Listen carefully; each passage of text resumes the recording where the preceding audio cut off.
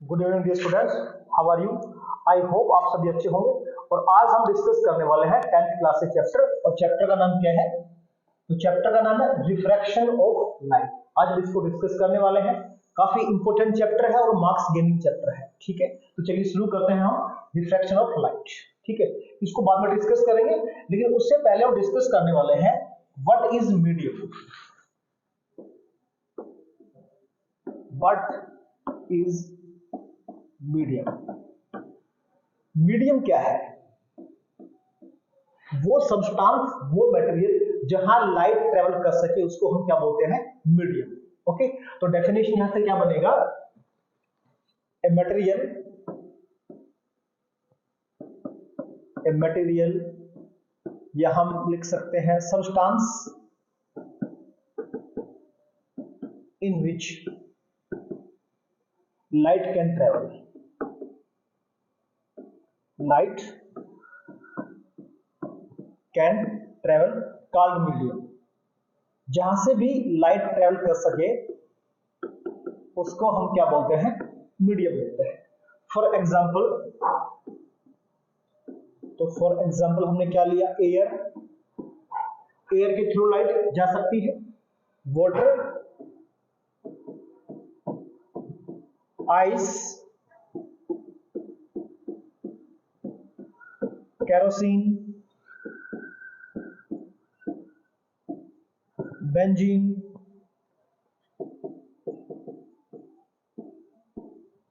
Diamond. Okay, तो इनके through light क्या कर सकती है? पास हो सकती है। तो क्या बोलते हैं इनको? हम मीडियम बोलते हैं। तो डेफिनेशन यहां से क्लियर है। ए मटेरियल या फिर हम बोलेंगे substance in which light can travel, that is called medium. अभी आएंगे टाइप्स ऑफ मीडियम। अभी क्या आएंगे हमारे पास? Types of medium. तो मीडियम होंगे दो टाइप के। एक होगा रेयर मीडियम और दूसरा होगा डेंसर। फर्स्ट क्या होगा? रेयर मीडियम, और दूसरा कौन होगा? Denser medium. ठीक है, रेयर क्या होगा? जिसका लो रिफ्रैक्टिव इंडेक्स, लो रिफ्रैक्टिव इंडेक्स, और जिसका हाई रिफ्रैक्टिव इंडेक्स होगा, हाई रिफ्रैक्टिव इंडेक्स,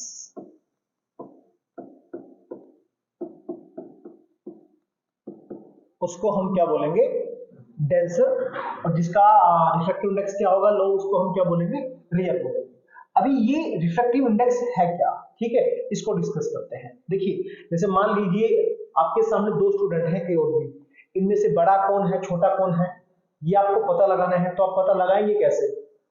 अगर दोनों की डेट ऑफ बर्थ दे दी जाए तो आप पता लगा सकते हैं कि इनमें से बड़ा कौन है और छोटा कौन है। ऐसे ही हमें आइडेंटिफाई करना है कि कौन मीडियम रेयर है, कौन मीडियम क्या है? डेंसर है। उसके लिए टर्म है जिसको हम क्या बोलते हैं? रिफ्रैक्टिव इंडेक्स बोलते हैं। तो क्या होता है रिफ्रैक्टिव इंडेक्स? रिफ्रैक्टिव इंडेक्स ये रेशियो है। किसका रेशियो है? Speed of light, speed of light in vacuum and this is divided by speed of light in medium, in medium। इन दोनों का रेशियो फाइंड करके हम किसी भी मेटेरियल का फाइंड आउट कर सकते हैं। क्या? Refractive index. Refractive index find करने के लिए हमको ये दो टर्म चाहिए होंगी। क्या क्या? Speed of light in vacuum, और उसको हम डिवाइड कर देंगे speed of light in medium. Okay, for example हम बात करें, हमको मान लीजिए फाइंड करना है रिफ्रैक्टिव इंडेक्स ऑफ बेंजीन। मान लीजिए हमको फाइंड करना है कि रिफ्रैक्टिव इंडेक्स कितना होगा बेंजीन का। तो फॉर्मूला क्या बनेगा? तो फॉर्मूला बनेगा speed of light, speed of light in vacuum, और इसको हम डिवाइड कर देंगे speed of light in benzene, ठीक है। अभी ये हम जानते हैं कि स्पीड ऑफ लाइट वैक्यूम में कितना है, तो बताइए आप कितना है। तो 3 इंटू 10⁸ मीटर पर सेकेंड, और ये आपको गिवन होगा, ठीक है। ये एग्जाम में आपको दिया जाएगा, स्पीड ऑफ लाइट बेंजीन में कितना है ये आपको गिवन होगा। तो मैं आपको बता रहा हूं कितना है ये, 2 इंटू 10⁸ मीटर पर सेकेंड, ठीक है। तो यहां आप देख पा रहे हैं कि यूनिट से यूनिट क्या हो गया है, कैंसिल। 10⁸ से 10⁸ क्या क्या हो गया है, कैंसिल। तो रिफ्रैक्टिव इंडेक्स को हम रिप्रेजेंट करेंगे म्यू से या एन से भी कर सकते हैं।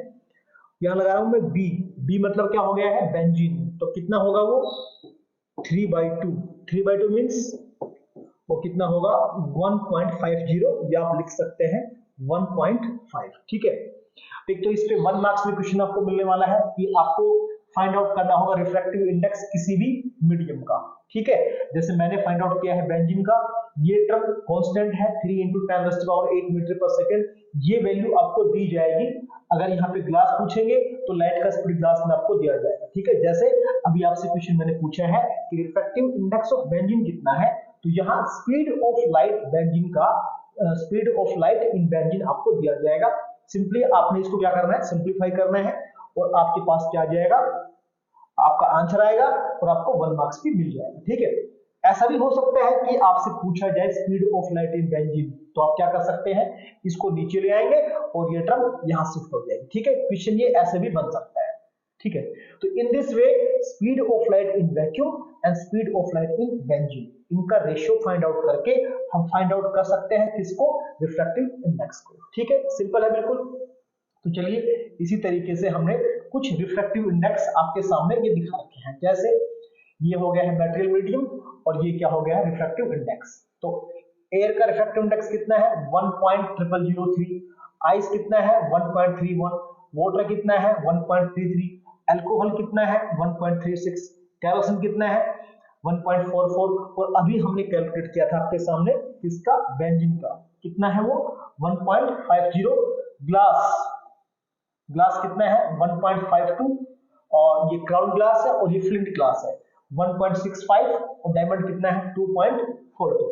तो कुछ ये इंपॉर्टेंट रिफ्रैक्टिव इंडेक्स आपके सामने है, ठीक है।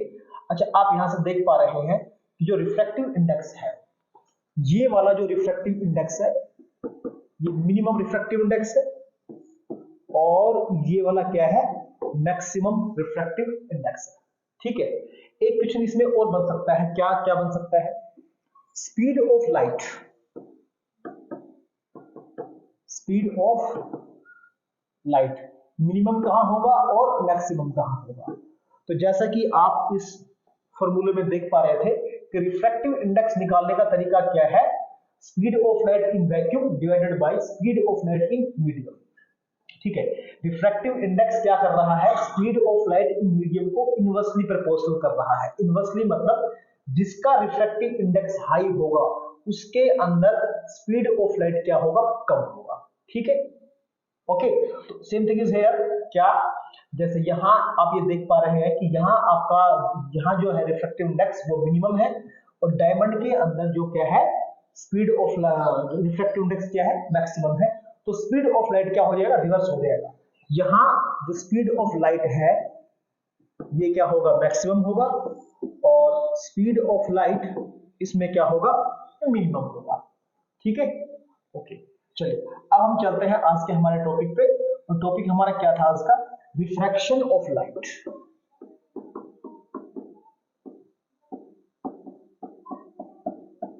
टॉपिक हमारा क्या है, रिफ्रैक्शन ऑफ लाइट, ठीक है। अभी एक बात और इसमें रह गया है, वो क्या है कि रेयर किसको बोले और डेंसर किसको बोले। वैसे बता चुका हूं, जिसका रो रिफ्रैक्टिव इंडेक्स होगा उसको हम क्या बोलेंगे, रेयर, और जिसका रिफ्रैक्टिव इंडेक्स क्या होगा, हाई, उसको हम क्या बोलेंगे, डेंसर, ठीक है। जैसे मान लीजिए हमारे पास क्या है, यहाँ एयर है और नीचे हमारे पास कौन है, वाटर है, ठीक है। तो अभी देखा था हमने एयर का रिफ्रैक्टिव इंडेक्स कितना है 1.0003, और वाटर का रिफ्रैक्टिव इंडेक्स कितना है 1.33, ठीक है। तो ये वाला मीडियम हम क्या कंसीडर करेंगे, रेयर, और ये वाला हम क्या कंसिडर करेंगे, डेंसर। ठीक है, ऑलरेडी लिखा हुआ है। अब सपोज लाइट मान लीजिए कहां से कहां जा रहा है, वो वाटर से अल्कोहल में जा रहा है, तो इसको हम क्या कंसिडर करेंगे, रेयर मीडियम। इसको हम क्या कंसिडर करेंगे, डेंसर कंसिडर करेंगे। मान लीजिए लाइट कहां से कहां जा रहा है, केरोसिन से कहां जा रहा है, बेंजीन में जा रहा है, तो ये लो रिफ्रैक्टिव इंडेक्स है, ये क्या है, हाई रिफ्रैक्टिव इंडेक्स, तो ये रेयर बनेगा और ये क्या बनेगा, डेंसर बनेगा। ठीक है, कोई भी पेयर आपको दिया जा सकता है। तो रिफ्रैक्शन ऑफ लाइट क्या है, तो सपोज ये एक बाउंड्री है और इसके ऊपर और नीचे दो अलग अलग मीडियम है। ठीक है, तो मान लीजिए यहां कौन है, एयर, और यहां कौन है, वाटर है। तो अभी हम पढ़ के आ रहे हैं कि जो एयर है वो कैसा मीडियम है, रेयर, और वाटर कैसा है, डेंसर, क्योंकि इसका रिफ्रैक्टिव इंडेक्स हाई है, वाटर का रिफ्रैक्टिव इंडेक्स क्या है, हाई है as compare to refractive index of air. ठीक है, तो रिफ्रैक्शन क्या है, आप एक बात बताइए कि अगर आप चल रहे होते एयर से वाटर, आप दौड़ रहे हैं पहले एयर में और फिर आप कहां जा रहे हैं, वाटर में जा रहे हैं, जैसा आपके साथ होगा बिल्कुल एग्जैक्टली वैसा ही होगा लाइट के साथ। ठीक है, अगर आप एयर से वाटर में जा रहे हैं तो आपकी स्पीड क्या होगी, डिक्रीज होगी, इंक्रीज होगी, या आपकी स्पीड उतनी ही रहेगी। यस बताइए आप मेरे को, पहले आप एयर में भाग रहे हैं, दौड़ रहे हैं, रन कर रहे हैं आप, उसके बाद आप कहां दौड़ रहे हैं, वाटर में। ठीक है, रन कर रहे हैं, तो आपकी जो स्पीड है वो क्या होगा आपकी स्पीड के साथ। यस, तो जब आप एयर से वाटर में जाएंगे तो आपका स्पीड क्या होगा, डिक्रीज होगा। बिल्कुल ऐसा ही होगा किसके साथ, एग्जैक्टली लाइट के साथ। लाइट का स्पीड भी क्या होगा, डिक्रीज होगा, जब लाइट कहां से कहां जाएगा, एयर से वाटर में जाएगा। तो चलिए पहले हम देखते हैं क्या रिफ्रैक्शन क्या है। ये लाइट इंसिडेंट है, ठीक है, मान लीजिए इस पॉइंट पे, तो एओ इंसिडेंट रे है, और ये हमने इस पॉइंट पे ड्रा किया है नॉर्मल। तो लाइट कहां जाएगा, क्या लाइट अब स्ट्रेट ट्रेवल करेगा, लाइट का स्पीड क्या हो चुका है, चेंज, बिल्कुल उसी तरीके से जिस तरीके से आपका स्पीड क्या हुआ है, चेंज हुआ है। तो लाइट अपने पाथ से क्या हो जाएगा, बेंड, इन दिस लाइट अपने पाथ से क्या हो जाती है, बेंड हो जाती है। ठीक है, जब लाइट कहां से कहां ट्रेवल करती है, एक मीडियम से दूसरे मीडियम में ट्रेवल करती है, तो इसी को हम क्या बोलते हैं, रिफ्रैक्शन ऑफ लाइट। जब लाइट का जो पाथ है वो क्या हो गया है, चेंज हो गया है। तो क्या लिखे इसका definition, it is the change in the path of light, change in the path of light when light goes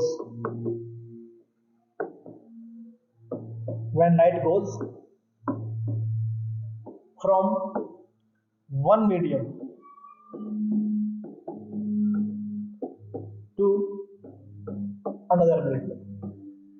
light जब कहां से कहां ट्रेवल करता है, एक मीडियम से दूसरे मीडियम में ट्रेवल करता है, तो अपने पाथ से वो क्या हो जाता है, चेंज कर जाता है, शिफ्ट कर जाता है, जिसको हम क्या बोलते हैं, रिफ्रैक्शन ऑफ लाइट। तो डेफिनेशन यहां से क्या बन गया है, it is the change in path of light when light goes from one medium to another medium। ठीक है, अब ये हमने क्या दिखा रखा है, नॉर्मल, ठीक है, और ये इंसिडेंट रे है, तो ये क्या बन गया है, एंगल ऑफ इंसिडेंस आई, और ये ओबी, ये क्या है, रिफ्रैक्टेड रे। तो रिफ्रैक्टेड रे और नॉर्मल, इनके बीच में जो एंगल है ये क्या बन गया है, आर, ये बन गया है। ठीक है, तो चलिए अभी हम बात करते हैं laws of refraction, laws of refraction of light.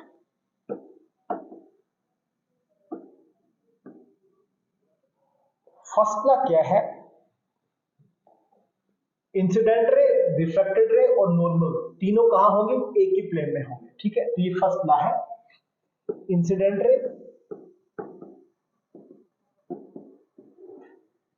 Refracted रे and normal all lies in same plane, in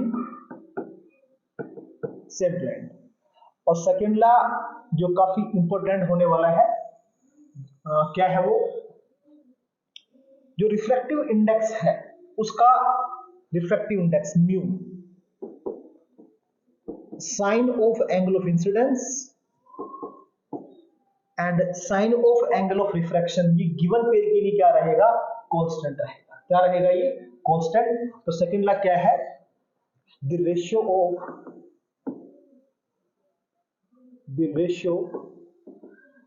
of sine of angle of incidence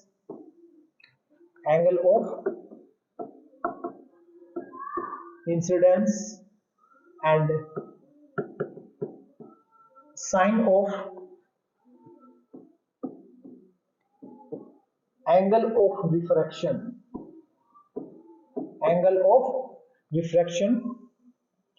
remains constant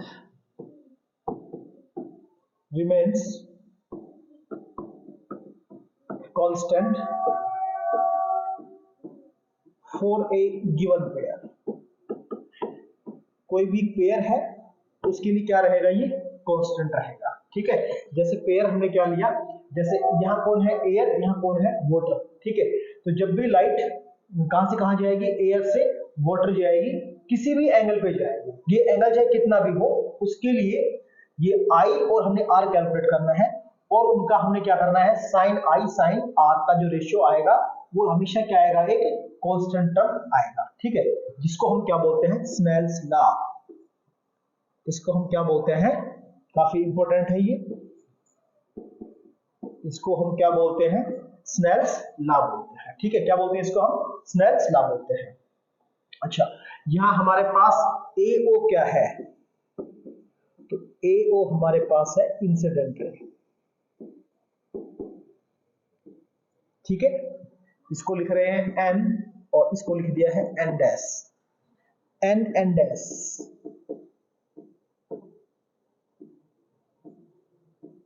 n dash, ये क्या है, नॉर्मल टू सरफेस, और ये जो है OB क्या है, रिफ्रैक्टेड रे। ये क्या है, तो ये है रिफ्रैक्टेड रे। ठीक है, और यहां आप देख पा रहे हैं आई क्या है, एंगल ऑफ इंसिडेंस। आई क्या है,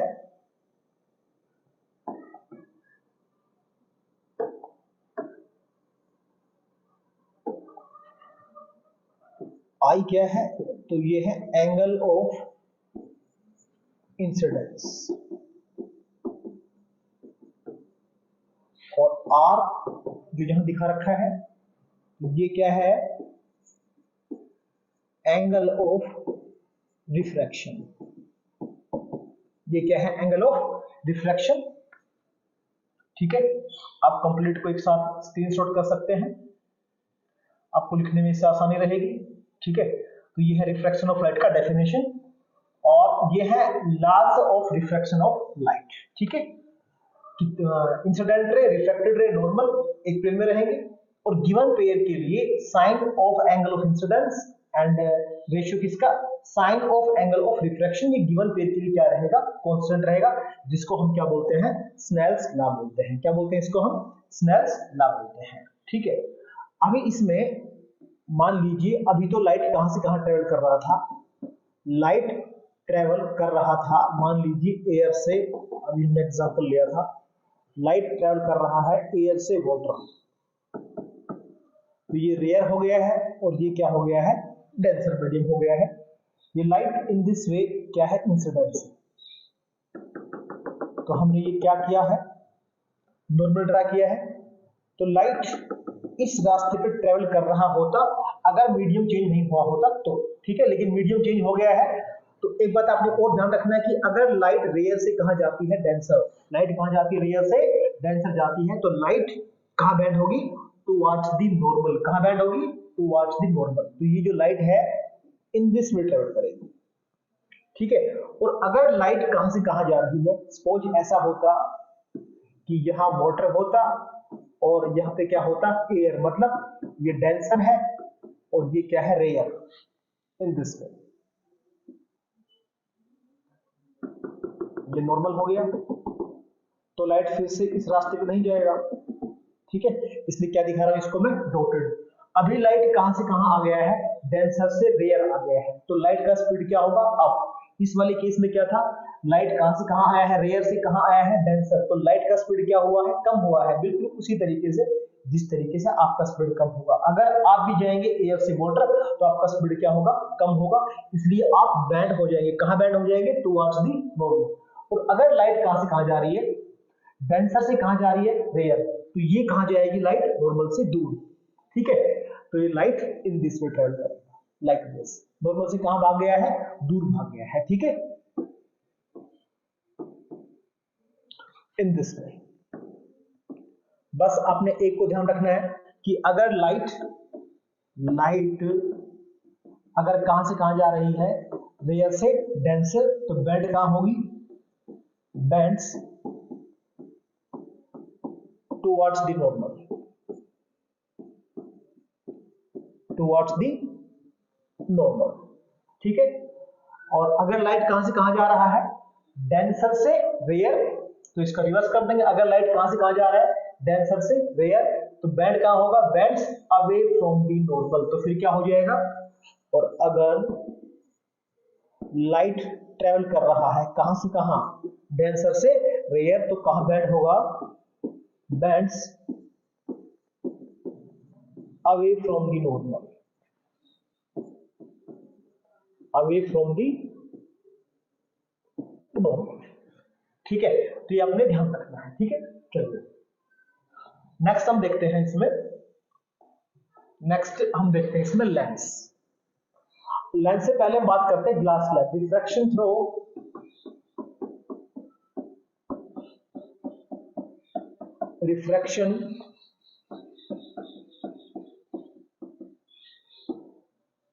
through glass slab, refraction through glass, इसको हम क्या बोल रहे हैं, ग्लास स्लैब, क्या बोल रहे हैं इसको हम, ग्लास स्लैब, ठीक है। ये हमारे पास एक ग्लास स्लैब है,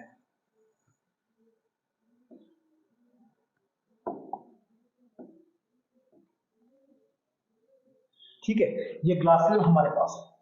अभी यहां से कौन आ रहा है, लाइट, यहां से कौन आ रहा है, लाइट आ रहा है यहां से, तो क्या ये लाइट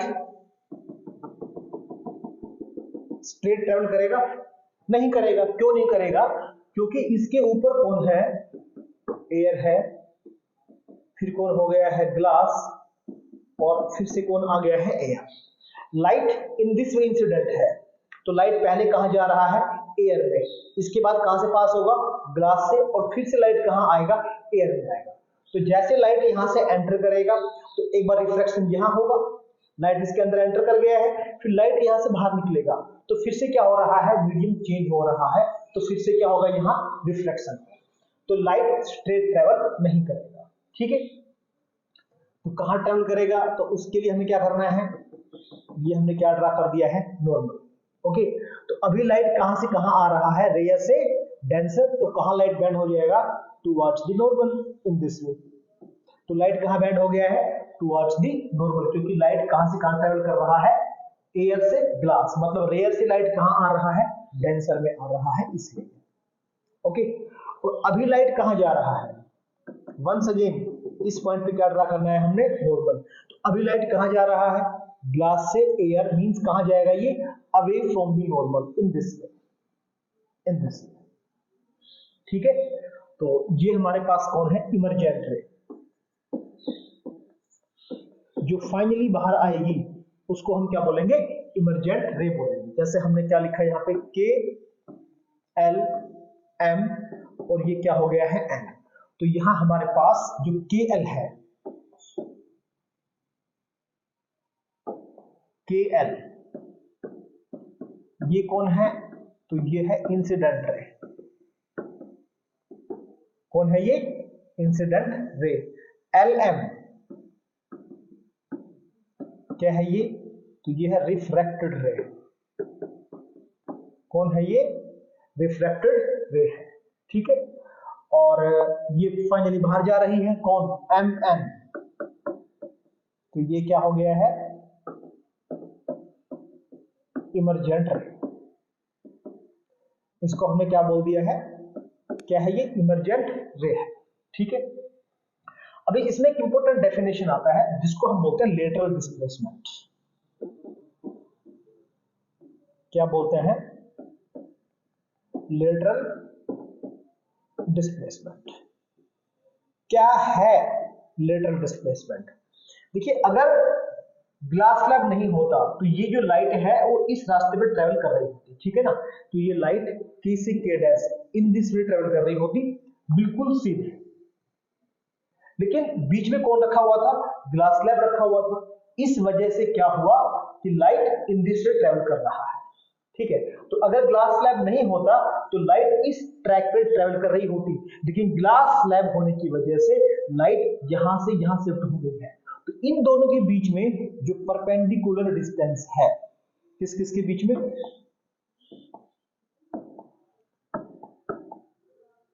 इन दोनों के बीच में ये जो परपेंडिकुलर डिस्टेंस है बिटवीन इमरजेंट रे और ये कौन था, ये कौन था, इंसिडेंट रे, इसको हम क्या बोलते हैं, लेटरल डिस्प्लेसमेंट। तो क्या बना इसका डेफिनेशन लेटरल डिस्प्लेसमेंट का, the perpendicular distance between, the perpendicular distance between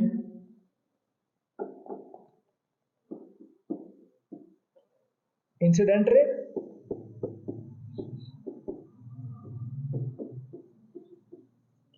and emergent ray and emergent ray, this is called lateral displacement। इसको हम क्या बोलते हैं, lateral displacement बोलते हैं। ठीक है, अभी इसमें क्या देखने वाले हैं कि सपोज ये एक एंगल हमारे पास कितना है, I1 है, और ये वाला जो एंगल है इसको हमने क्या लिखा हुआ है, R1। ये एंगल कितना है हमारे पास, R1 है। ठीक है, ऐसे ही ये वाला जो एंगल है, ये और ये आपस में क्या है, अल्टरनेट एंगल है, इसलिए दोनों क्या होंगे, इक्वल होंगे।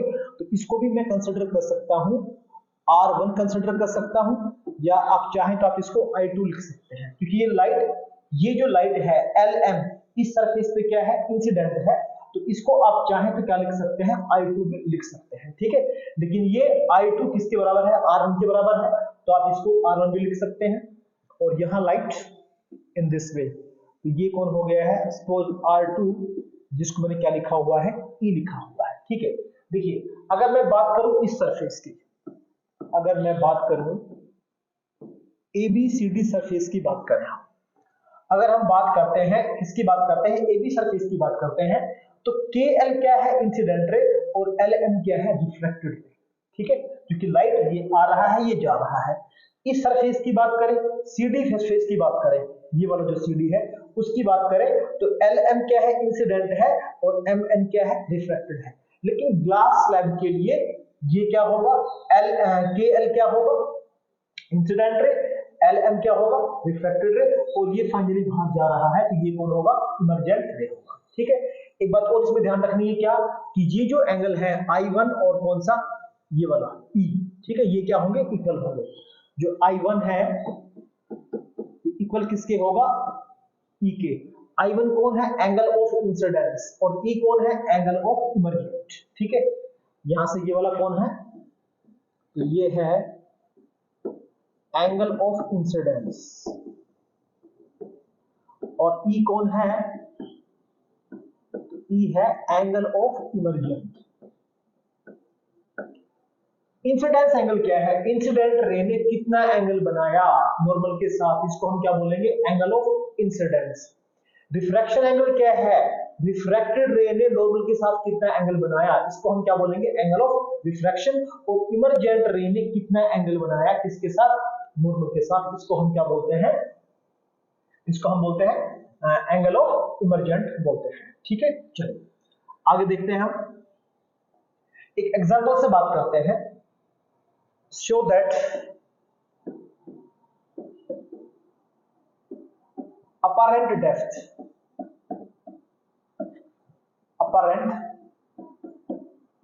depth of a water tank is less than it's real depth, it's real depth. क्या बताना है हमने कि जो वाटर टैंक है, सपोज इसके नीचे क्या है, वाटर है, और आप यहां से, आप यहां खड़े हैं, ठीक है, यहां से इस वाटर टैंक को देख रहे हैं, ठीक है ना। या ये मान लीजिए ये जो वाटर टैंक है, इसके बॉटम में आपने एक कॉइन प्लेस किया है, एक ऑब्जेक्ट प्लेस किया है, और आप यहां से इसको देख रहे हैं, ठीक है। तो कहां दिखेगा ये, तो ये इसका रियल डेप्थ है, ये इसका क्या है, रियल डेप्थ है। ये जहां भी दिखेगा उसको हम क्या बोलेंगे, अपरेंट डेप्थ बोलेंगे। तो देखिए इस ऑब्जेक्ट से मान लीजिए रे इन दिस वे आता है, ये नॉर्मल हो गया, ये क्या है, एंगल ऑफ इंसिडेंस। और ये लाइट कहां से कहां जा रहा है, ये वाटर टैंक है तो ये वाटर हो गया है, और ऊपर कौन हो गया है, एयर। तो लाइट कहां से कहां जा रहा है, डेंसर से कहां जा रहा है, रेयर। तो ये लाइट कहां आएगा, लाइट कहां बैंड होगा, टुवर्ड्स द नॉर्मल। क्या ये इधर बैंड होगी या इधर बैंड होगी, तो इसको हमने इधर बैंड किया तो ये क्या हो जाएगा, टुवर्ड्स द नॉर्मल, और डाउन बैंड किया तो क्या हो जाएगा, अवे फ्रॉम द नॉर्मल हो जाएगा, ठीक है। तो लाइट कहां से कहां ट्रेवल कर रहा है, वाटर टू एयर। तो इस केस में ये जो लाइट है वो कहां बैंड होगा, away from the normal, means like this. ये क्या हो गया है, अवे फ्रॉम द नॉर्मल। अब हमको ये ऑब्जेक्ट कहां दिखेगा, इसके पीछे। ऑब्जेक्ट यहां है, ये हमारे पास क्या है, कॉइन है, लेकिन एक्चुअली हमको कॉइन कहां दिखेगा, ऊपर दिखेगा, ठीक है। मींस हमको दिखेगा ऐसा ही कि कॉइन कहां रखा हुआ है, बॉटम में रखा हुआ है, लेकिन ये बॉटम भी यहां से यहां शिफ्ट हो जाएगा, ठीक है। तो हमको ये दिखेगा यहां, जहां दिख रहा है उसको हम क्या बोलते हैं, अपरेंट डेप्थ। क्या बोलेंगे इसको हम, अपरेंट डेप्थ। तो जैसा कि आप डायग्राम से देख पा रहे हैं कि रियल डेप्थ यहां से यहां वाला है, और ये वाला क्या है, अपरेंट डेप्थ है, ठीक है। इसलिए एक क्वेश्चन आएगा एग्जाम में ऐसे कि एक सपोज वाटर टैंक है, तो क्या आप उसकी डेप्थ को देख के एस्टिमेट कर सकते हैं। और सपोज करो कि आपको लगता है कि वो डेप्थ कितना है, आपको लगता है कि वो डेप्थ कितना है, 3 मीटर है, तो क्या वो डेप्थ 3 मीटर होगा, 3 मीटर से ज्यादा होगा या 3 मीटर से कम होगा, ठीक है। आप कहां खड़े हुए हैं, आप एयर में खड़े हैं, तो आप देख सकते हैं कि जो ऑब्जेक्ट नीचे था वो कहां दिख रहा है, ऊपर दिख रहा है। इसका मतलब ये हुआ उसका जो डेप्थ होगा, जो आपको डेप्थ दिख रहा है, अपरेंट आपको दिख रहा है, उससे ज्यादा उसका एक्चुअल डेप्थ है, ठीक है। मान लीजिए आपको डेप्थ ये अपरेंट दिख रहा है, कितना दिख रहा है ये अपरेंट डेप्थ, तो उसका जो रियल डेप्थ होगा, रियल डेप्थ वो कितना होगा, 4 मीटर होगा। किस तरीके से आता है, चलिए इसको डिस्कस करते हैं। इसके लिए फॉर्मूला है रियल डेप्थ और किसके लिए, अपरेंट डेप्थ के लिए, ठीक है। तो हम इस तरीके से कैलकुलेट करते हैं, हम अपरेंट डेप्थ, ठीक है, किसके equal, real depth and divided by refractive index, divided by क्या होगा, रिफ्रैक्टिव इंडेक्स। जैसे मैंने क्या कर लिया है, रियल डेप्थ को x कंसीडर कर लिया है, और अपरेंट डेप्थ मैंने कितना कंसीडर कर लिया है, y। तो फॉर्मूला हमारा क्या बनेगा, अपरेंट डेप्थ क्या बनेगा, y, रियल डेप्थ और डिवाइडेड बाय क्या हो जाएगा, म्यू। अब सपोज एक टैंक हमारे पास है, ठीक है, जिसका हमको दिया है, रियल डेप्थ हमको दिया हुआ है कि उसका रियल डेप्थ कितना है, उसका सपोज 40 मीटर है, तो अपरेंट डेप्थ कितना होगा, तो ये क्या है, अपरेंट डेप्थ, तो रियल डेप्थ कितना है उसका 40, ठीक है। और ये वाटर टैंक के लिए दे रखा है, किसके लिए दिया है, वाटर टैंक के लिए। तो जो वाटर का रिफ्रैक्टिव इंडेक्स है वो कितना है, 4/3, जिसको हम क्या लिख सकते हैं, 1.33। तो इसको मैं यूज करने वाला हूं 4/3। तो रिफ्रैक्टिव इंडेक्स कितना हो गया है, 4/3। तो 3 कहां चला गया है, ऊपर चला गया है, मीटर। तो 4 से ये कैंसिल हो गया है, तो हम ये देख पा रहे हैं कि y हमारे पास कितना आया है, 30 मीटर आया है। ठीक है, तो ये कौन है, ये दिखने वाला है जो हमको दिखाई दे रहा है, जिसको हम क्या बोलते हैं, अपरेंट डेप्थ। और x हमारे पास क्या है, ऑलरेडी ऊपर लिखा हुआ है, ये कौन है, तो ये रियल डेप्थ है। ठीक है, तो आप कभी भी पानी में ना जाए यहाँ से देख के, क्योंकि उसका रियल डेप्थ ज्यादा होगा जो दिख रहा है उससे। ठीक है, आई होप आपने वीडियो को एंजॉय किया होगा, तो वीडियो को लाइक करें, चैनल को सब्सक्राइब करें। Thanks for watching.